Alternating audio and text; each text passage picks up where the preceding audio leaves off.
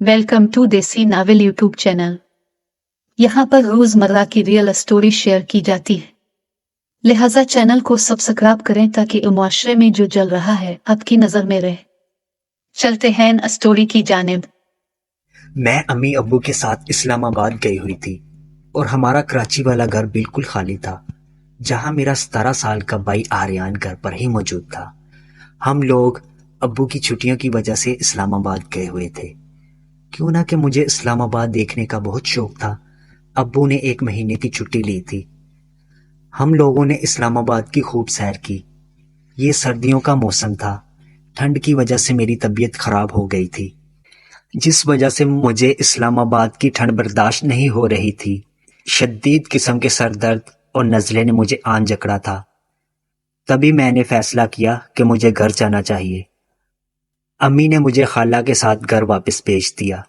क्यों ना कि अम्मी अबू वहां कुछ दिन तक मज़ीद रहना चाहते थे।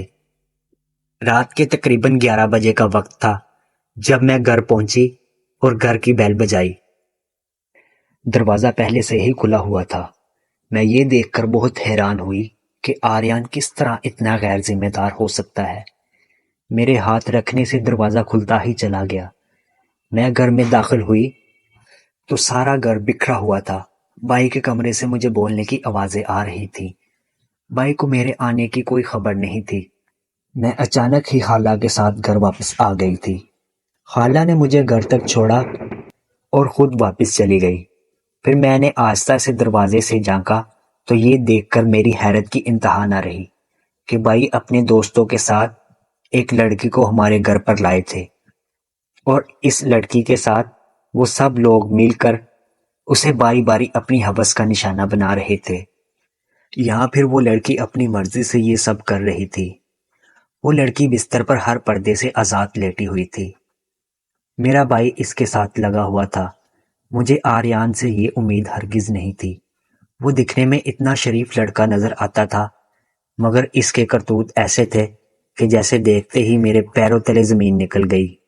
मैं इस वक्त वहां जाना मुनासिब नहीं समझा, क्यों ना कि इन लड़कों ने बहुत ज्यादा पी रखी थी।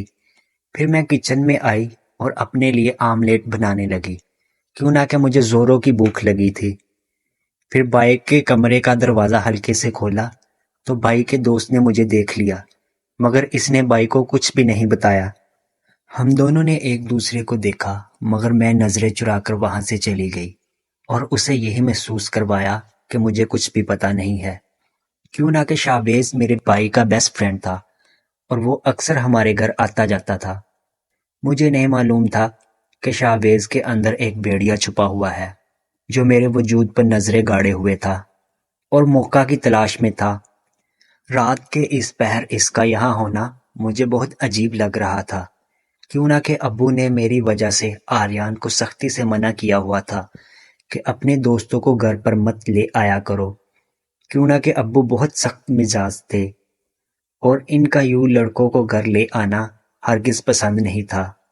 अब्बू हमेशा ही मुझे ये ताकीद करते थे कि जब भी मेरे भाई का दोस्त दरवाजे पर आए तो मैं हरगिज दरवाजे पर ना जाऊं और अपना दुपट्टा सर पर ले लूं।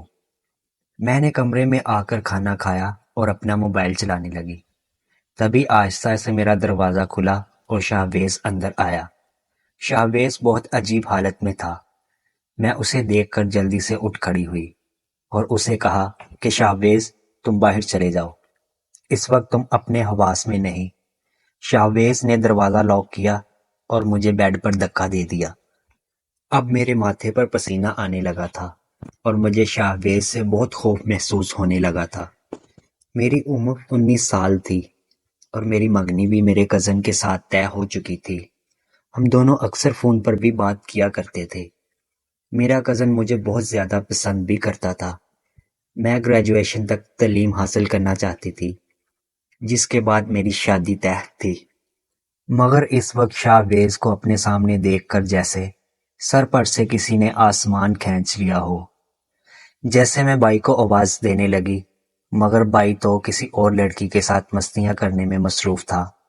फिर शाहवेज ने मुझे बेड पर धक्का दिया तो मैं बेसाख्ता सी होकर बेड पर गिर गई। मैंने जल्दी से उठना चाहा, मगर शाहवेज ने मुझे उठने ही ना दिया। اس نے میرے دونوں ہاتھوں کو کس کے پکڑ لیا تھا۔ اب جو کچھ بھی وہ کرنے جا رہا تھا وہ میرے لیے ناقابل برداشت تھا۔ میں نے خود کو بہت چھڑانے کی کوشش کی، مگر شاہویز بہت طاقتور تھا۔ وہ میرے چیخنے چلانے سے بالکل بھی خوفزدہ نہ ہوا، کیوں نہ کہ اسے پتا تھا میرا بھائی اس وقت مدہوش ہو کر کسی اور کی عزت تار تار کر رہا تھا۔ اس کی اپنی بہن کی عزت کس طرح محفوظ رہ سکتی تھی؟ پھر شاہویز نے اپنی ساری حدیں پار کر دی اور مجھے کہیں بھی منہ دکھانے کے لائق نہ چھوڑا۔ وہ جی بھر کے مجھ سے سکون حاصل کرتا رہا۔ میں بے بس ہو کر آنسو بہاتی گئی۔ تکلیف کی شدت بہت زیادہ محسوس ہو رہی تھی، کیوں نہ کہ میں ابھی تک کنواری تھی اور کسی بھی لڑکے کے ساتھ ایسے تعلقات قائم نہیں کیے تھے۔ مجھے بس ایک ہی بات کی فکر تھی، اگر میرے منگیتر کو اس بات کی بھنک بھی پڑ گئی کہ کسی دوسرے لڑکے نے میری عزت کو تار تار کر دیا ہے تو وہ کبھی بھی مجھے نہیں اپنائے گا، بلکہ مجھ سے رشتہ بھی ختم کر دے گا اور سارے خاندان میں میری بدنامی کے چرچے پھیل جائیں گے۔ جب شاہویز کا دل مجھ سے بھر گیا تو وہ مجھ سے دور ہٹا۔ میں جلدی سے اٹھ بیٹھی اور دوپٹے سے اپنے آپ کو اوڑھ لیا۔ خوف کے مارے میں کانپ رہی تھی۔ میری آنکھوں سے زاروں قطار آنسو بہہ رہے تھے۔ مجھے سمجھ نہیں آ رہی تھی کہ آخر جو قیامت مجھ پر بیتی تھی اس کا ذکر میں کس سے کرتی، اور پھر اس کا ازالہ بھی تو اب ممکن نہیں تھا۔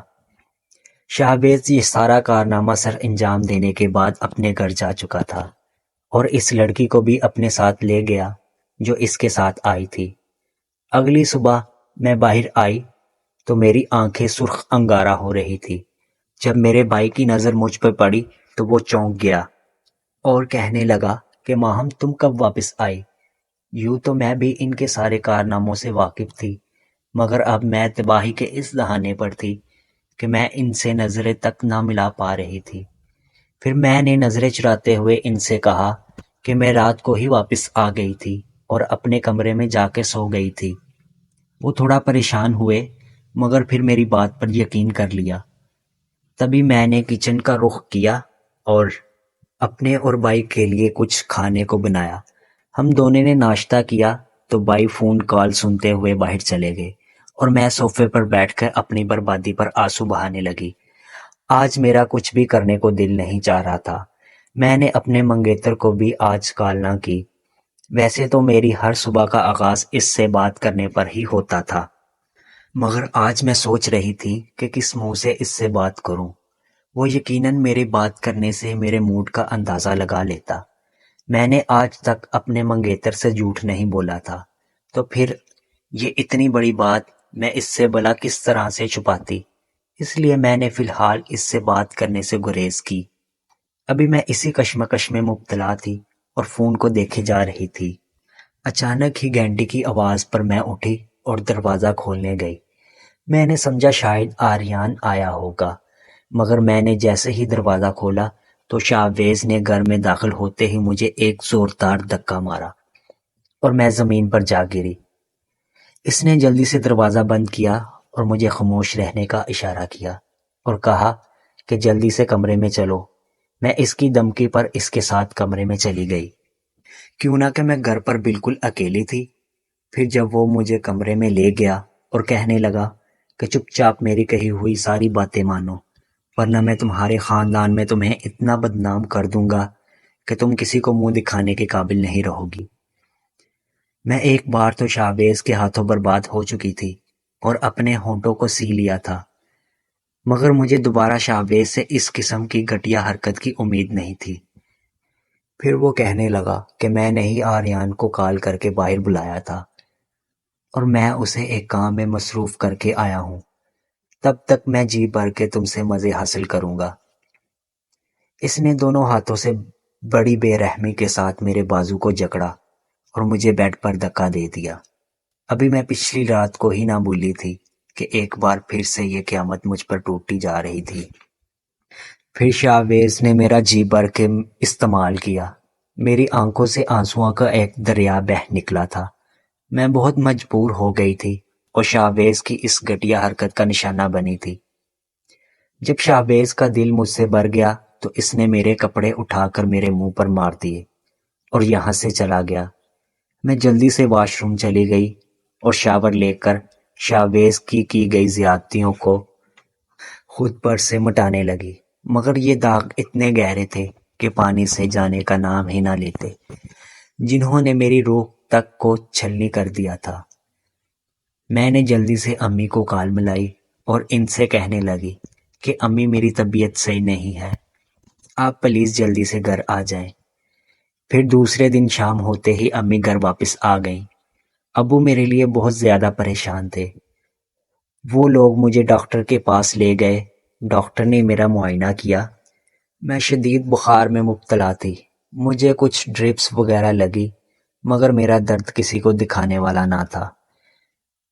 میں کس طرح سے امی کو یہ ساری قیامت جو مجھ پہ گزر کر آئی وہ بتاتی۔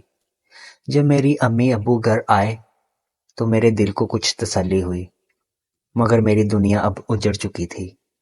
میرا بھائی جن غلط کاموں کے راستے پر نکل پڑا تھا، ان سب کی سزا آخرکار مجھے ہی بھگتنی تھی۔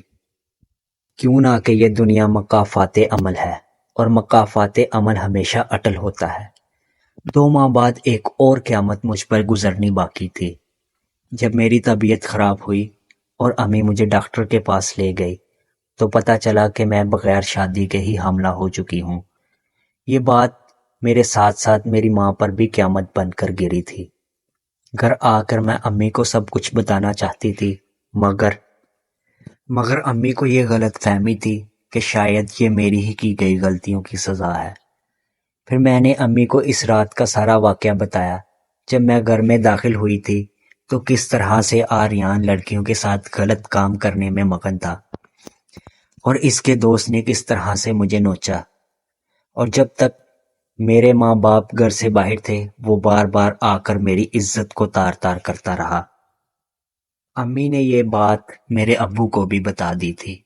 پھر ابو نے شاہویز کو پولیس کے حوالے کیا، اور شاہویز اب اپنے حصے کی سزا کاٹ رہا ہے، مگر مجھ پہ جو گزری وہ میں زندگی میں کبھی بھی نہیں بھول سکتی۔